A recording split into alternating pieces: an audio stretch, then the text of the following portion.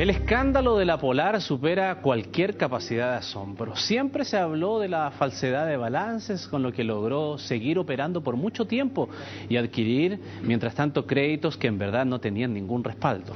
Fallaron todos los controles, incluidas las auditorías. Por eso era necesario hacer un estudio con los datos reales. Y esa auditoría demostró ahora que la multitienda perdía hace una década del orden de $100 millones al año. Es curioso, llamativo por decirlo de alguna manera, que nadie se diera cuenta, o casi nadie, porque hubo algunos que sí alzaron la voz, eso sí, sin que muchos lo escucharan al principio. Uno de ellos, por ejemplo, fue el abogado Andrés Sepúlveda. Él es abogado del estudio Gutiérrez y Silva y saltó sin quererlo a la palestra pública. Como asesor de un accionista minoritario fue quien elaboró el informe que presentó en junio a la Superintendencia de Valores.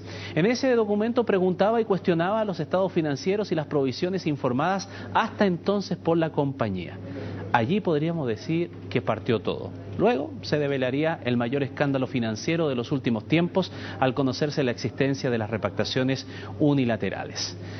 El resto es historia conocida. El abogado Andrés Sepúlveda nos acompaña aquí en los estudios de CNN Chile nuevamente, puedo decir. Nuevamente. Buenas noches, Ramón. Buenas noches. Nuevamente digo porque cuando comenzó esto, nosotros tuvimos la oportunidad de conversar aquí en este estudio. Precisamente analizar el informe que nosotros habíamos elaborado para que en definitiva sirvió de puntapié inicial para que se detonara todo este tema. Y que ahora con todo esto no hace más que confirmar todas esas aprensiones que ustedes, podríamos decir entre comillas, tímidamente se mostraban en ese instante. Claro, o sea, las declaraciones que ayer hace César Barros, cuando reconoce que existe aquí, que no existieron utilidades en definitiva, que había una empresa que se mantenía artificialmente vigendo, inflando esta cartera eternamente, no hace un poco más que reafirmar el estado de insolvencia que tenía y que nosotros estábamos denunciando ya para mayo en realidad de este año. Cuando nosotros terminamos de elaborar el informe en mayo, los primeras voces de alerta que nosotros se lo despachamos a la superintendencia fue en el mes de mayo y a principios de junio. Y bueno, en realidad este tema ya explotó definitivamente con la denuncia que hizo el CERNAC a principios de junio, el 2 de junio, y que en definitiva decantó en el primer jueves negro, que fue ese 9 de junio en que cayó la acción de la Polar casi un 42%.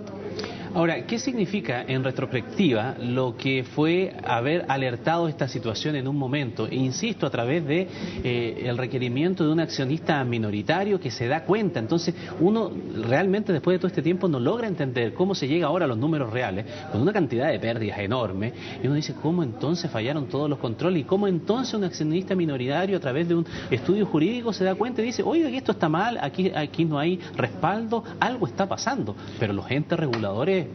Claro, yo no soy de la opinión del ministro Longueira, que hoy día decía que lograron sortear todos los entes reguladores y que en definitiva no hay problemas de regulación, que la regulación está bien hecha y que en definitiva aquí hubo una maniobra un poco extraña que lo eludió. Yo creo que los entes reguladores tienen responsabilidad.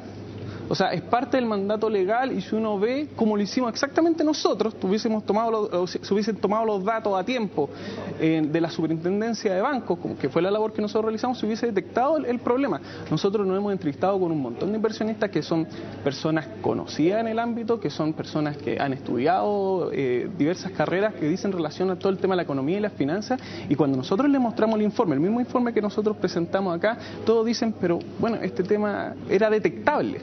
Era parte y yo no entiendo cómo, en definitiva, si obraron por culpa o con algún grado de responsabilidad mayor, estos entes, tanto privados como estatales, porque aquí no hay que recordar que solamente está la superintendencia y el Banco Central, sino que también están la auditora y las clasificadoras, ¿cómo no se dieron cuenta del problema que existía? Si el problema era demasiado grande, si bastaba ver solamente el número de la cartera, como para darse cuenta que había algo extraño. Estaba diciendo que la Polar era el segundo retail más importante de Chile, en circunstancias que vendía la mitad de lo que vendía Ripley, y vendía un tercio de lo que vendía París. ¿Cómo le ganaba a esas tremendas empresas?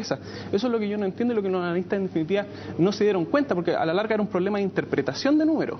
Lo que los números eran extraños, o sea, había una deuda promedio por cliente que superaba el doble de la más cercana, pero la interpretación, que era lo que decían, los analistas decían, esto está bien, esto está correcto. Era un problema de interpretación, no de números. La mayoría de los números estaban relativos, o sea, por lo menos para detectar el problema existían. Estaba esa información disponible. Pero había que hacer el cruce. Pero había que hacer el cruce de información.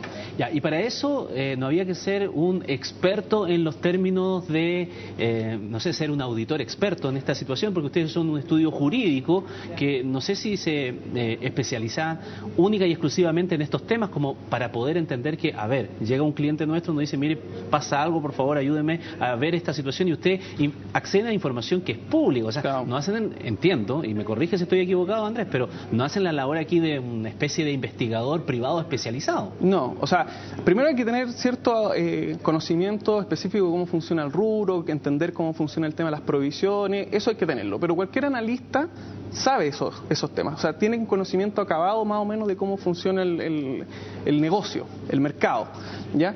Y efectivamente lo que nosotros hicimos tampoco fue una auditoría propiamente tal, si lo que nosotros hicimos fue un informe comparativo del retail, donde surgía la anomalía de la Polar con respecto a todas las demás competencias, y a partir de eso nosotros generamos unas preguntas, esas preguntas en definitiva el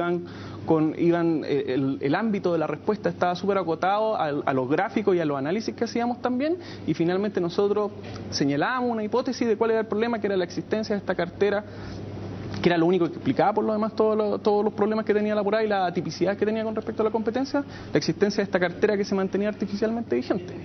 Ahora, con todo este tiempo que ha pasado, ha habido explicaciones de todo punto de vista, algunas que son difíciles de creer, que nadie sabía nada, que fueron sorprendidos, la mayoría, por lo menos de los involucrados, dice eso y lo sostiene hasta el día de hoy.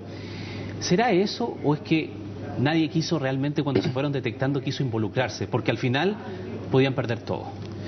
Yo soy de la idea, de la opinión de que habían personas que sabían, o por lo menos intuían el mal estado financiero de la Polar, del estado de insolvencia que tenía.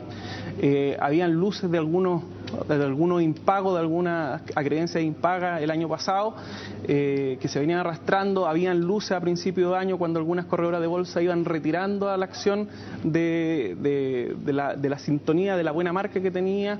Ya en abril hubo una de las clasificadoras que la bajó un punto dentro de la escala de clasificación. O sea, habían a lo menos cuestiones objetivas que se podían detectar de que había algo que estaba pasando. No hay que olvidar que a mayo, antes de que detonara el tema, ya había una caída de la acción que venía acumulada desde el principio de año de cerca del 20%. O sea, ya venía bajando la acción. Lo que ocurrió después de junio fue que se sinceró, cuando se sincera el número y cuando se clarifica y se transparenta, obviamente lo que hace es que el mercado se saca los ojos, se saca la mano de los ojos y en definitiva termina de caer y vuelve al valor real, entre comillas, se aproxima más al valor real de la acción. Ahora, el hecho de que ustedes hayan detectado esta situación y le hayan hecho la presentación, hoy día se reconoce mediáticamente, lo decimos nosotros, lo dice incluso la investigación que se llevó adelante, las conclusiones de la Comisión Investigadora de la Cámara, ¿no? Nosotros ¿verdad? fuimos los últimos invitados a la Comisión Investigadora de la Cámara de Diputados. Como últimos invitados nos llamaron como denunciantes, que fue cuál nuestra labor. Hubiese sido al revés. Había un diputado, Marinkovic, que decía que nosotros tuvimos que haber sido los primeros porque hay que partir por la denuncia para luego ver qué es lo que pasó.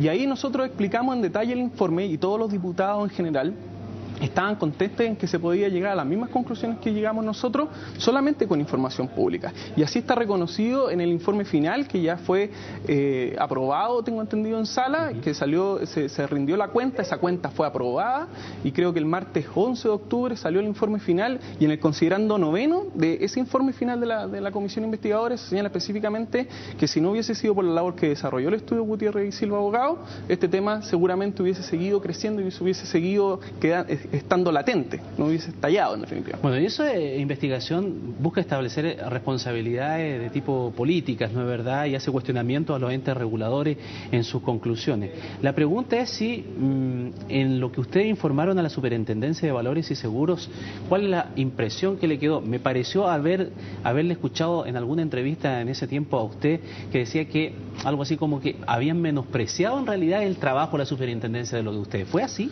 O sea, lo que pasa es que esto es a propósito del día 17 de julio de este año, le hacen una entrevista al superintendente y al superintendente le consultan cuál había sido nuestra labor. Y el superintendente sobredimensiona su propia labor, el propio rol que le tocó jugar, señala que nosotros solamente lo único que habíamos hecho era acumular información y que a ellos le había surgido la consulta, en circunstancias que en la página 9 del informe la consulta está textual, si las provisiones estaban o no estaban mal efectuadas. Y lo mismo ocurrió este menosprecio en la Cámara de Diputados, porque en la Cámara de Diputados el superintendente de Valores, don Fernando Coloma, fue él insinuó en una de las tantas visitas que tuvo en la comisión, de que nosotros habíamos trabajado por medio de un soplo. O sea, que alguien de la empresa nos había colado información a nosotros. Algunos dicen que hay un soplo, o sea, habla en términos un poco genéricos, pero lanza una acusación que es súper grave, que menosprecia nuestro trabajo, y nosotros creemos que tenemos el legítimo derecho en defenderlo, porque más que mal, si no hubiese sido por nosotros, quizás este problema hubiese sido más grave. Y en ese sentido nosotros, claro, nos hemos sentido un poco dolidos por el trabajo que hizo la superintendencia, en circunstancias que la misma comisión de la Cámara de Diputados señala que ellos tienen responsabilidad. En definitiva, no hay un mea culpa por parte de los reguladores ni por parte de ninguna entidad en reconocer que aquí hay un problema conjunto. Lo que hace la comisión, por medio de su informe, es reconocer nuestra tesis, de que aquí falló el sistema completo de supervisión. Fallaron los entes, los reguladores internos, fallaron los directores, fallaron la auditora, fallaron las clasificadoras y los reguladores estatales.